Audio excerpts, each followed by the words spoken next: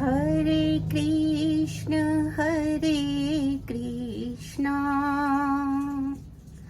कृष्ण कृष्ण हरे हरे, हरे राम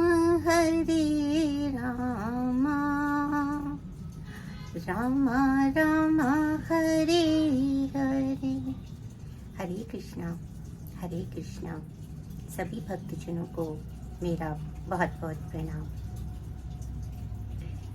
आज मैं फिर से अध्याय 5 के श्लोक नंबर 23 पर आप लोगों से कुछ वार्ता करूंगी। होता यूं है कि हम लोग स्वयं को सदैव दुखी ही पाते हैं। सदैव का अर्थ है कि अधिकतर, मोस्ट ऑफ द टाइम्स हमें यही लगता रहता है कि ये कमी है, ऐसा कम रह गया, ऐसा हो गया, वैसा हो गया। तो इन सब से छूटने के लिए क्या करना चाहिए, तो भगवान उसके लिए उपाय बताते हैं। और क्या उपाय बताते हैं कि शक्नोति हैव यशोणुम प्राक शरीर विमोक्षणात् काम क्रोधोद्भवम वेगम सयुक्ता स सुखी नरः। हरे कृष्णा। अर्थात जो भी शक्नोति एव यासोणुम, यानी इस शरीर को त्यागने से पूर्व यदि कोई व्यक्ति इस प्रकार से स्वयं को तैयार कर लेता है, यानी इस योग्यता को प्राप्त कर सकने में समर्थ हो जाता है कि वो काम और क्रोध से उत्पन्न होने वाले जो वेग हैं उनको वो नियंत्रित कर ले, तो वह व्यक्ति फिर सुखी हो जाता है। हरे कृष्ण। अर्थात ये जो भी व्यक्ति, हम सब जो हैं, यदि हम आत्म साक्षात्कार के लिए इच्छुक हैं, यदि हम सुख की प्राप्ति करना चाहते हैं, और सुख भी कैसा, जो समाप्त ना हो, क्योंकि इस संसार में, इस भौतिक संसार में सुख और दुख दोनों कैसे चक्रवत चलते हैं, बिल्कुल वैसे ही जैसे कि ऋतुएं बदलती हैं, सर्दी गर्मी बरसात, फिर सर्दी गर्मी बरसात, इस तरह से ये चलता रहता है। तो इसी प्रकार हम सुख से दुख, दुख से सुख वाले काल में प्रविष्ट होते रहते हैं, और सामान्यतः सुख वाले काल को भूल जाते हैं और दुख वाले काल को याद रखते हैं। अतः यही होता है कि अधिकतर सभी लोग जो हमारे आसपास रहते हैं, हम स्वयं भी अधिकतर दुखी से बनकर घूमते रहते हैं। तो भगवान कहते हैं कि यदि इन वेगों को सहन करने की शक्ति हम अपने भीतर उत्पन्न कर लेते हैं, तो फिर हमें उस आत्म साक्षात्कार से या सुखी होने से कोई नहीं रोक पाता है। तो ये वेग कौन से हैं? भगवान कहते हैं वेग कौन सा है? जैसे वाणी का वेग। सामान्यतः हम देखते हैं कि वाणी जो है वो ही बोलते हैं ना, वाणी ही हमें सम्मान दिलाती है और वाणी ही हमें अपमान दिलाती है।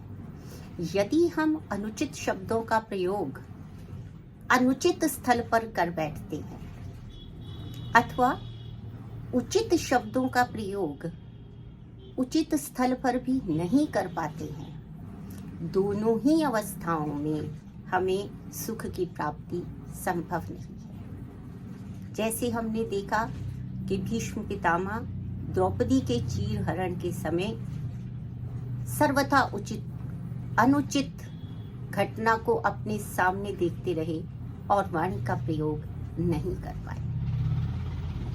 तो यह न केवल उनके दुख का कारण बना, अपितु महाविनाश का कारण भी आगे चलकर बना। तो एक जो वेग है वो है वाणी का वेग।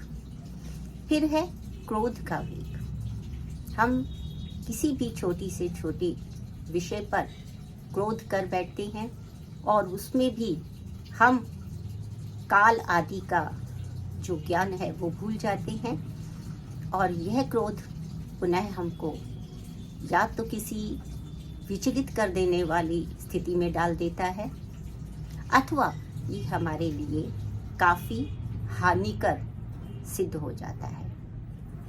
फिर कौन सा वेग है? मनोवेग। हम बोलते हैं ना कि जहां पर रवि की किरणें भी नहीं पहुंच पाती हैं वहां पे मन पहुंच जाता है। तो जो हमारा मन है वो विविध स्थलों पर विचलन करता रहता है, वो चलता रहता है, वो एक विषय से दूसरे विषय में भटकता रहता है।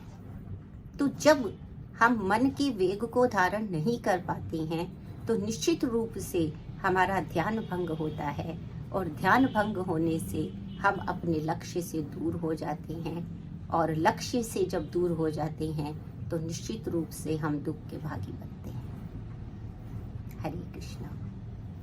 फिर कौन सा वेग है? वो कहते हैं उदर वेग अथवा जिह्वा वेग। हमारा बहुत मन करता है कि हम भिन्न भिन्न प्रकार के व्यंजन खाएं और हम अपने आप को नियंत्रित नहीं कर पाते हैं, रोक नहीं पाते हैं उन व्यंजनों को खाने से। और फिर क्या होता है कि हमारी क्षुधा का अतिक्रमण कर देते हैं अथवा कार्य में इतना व्यस्त हो जाते हैं कि जिह्वा के वेगों का निरादर कर देते हैं। इन दोनों ही परिस्थितियों में जो शरीर है उसको स्वास्थ्य लाभ नहीं होता और वो रोगग्रस्त हो जाता है। और क्योंकि मन और शरीर एक दूसरे से पूरी तरह से जुड़े हुए हैं, इसलिए शरीर के स्वस्थ न रहने पर मन भी अस्वस्थ हो जाता है और मन के अस्वस्थ हो जाने पर और शरीर के अस्वस्थ हो जाने पर किसी भी प्रकार से सुख की प्राप्ति संभव नहीं है। हरे कृष्णा। इसलिए जिह्वा और उदर के वेग का भी यथोचित सम्मान करना और उसके ऊपर अपना नियंत्रण रखना सुख प्राप्ति के लिए अनिवार्य है। फिर एक और वेग है उपस्थ वेग अर्थात काम वेग, जो कि सबसे अधिक गृहस्थ आश्रम वालों को अन्यथा वैसे भी सबको परेशान करता है। और काम की पूर्ति न होने पर जो व्यक्ति है उसका शरीर और मन दोनों ही आर्त हो जाते हैं। तो इसलिए उस उपस्थ वेग को, उस जो हमारी इच्छाएं हैं, शरीर की कामनाएं हैं, वो सबके रहते हुए भी हम सुख की प्राप्ति नहीं कर सकते हैं। इसीलिए भगवान कहते हैं कि जो भी इन सभी वेगों को, क्रोध आदि वेगों को, काम आदि वेगों को सहने में समर्थ हो जाता है, वह व्यक्ति सुखी हो सकता है, वही सुख से युक्त है। और इसी अभिप्राय को सब बताने के लिए उन्होंने इस श्लोक में शक्नोति एव ही एव आदि से हमें बताया है।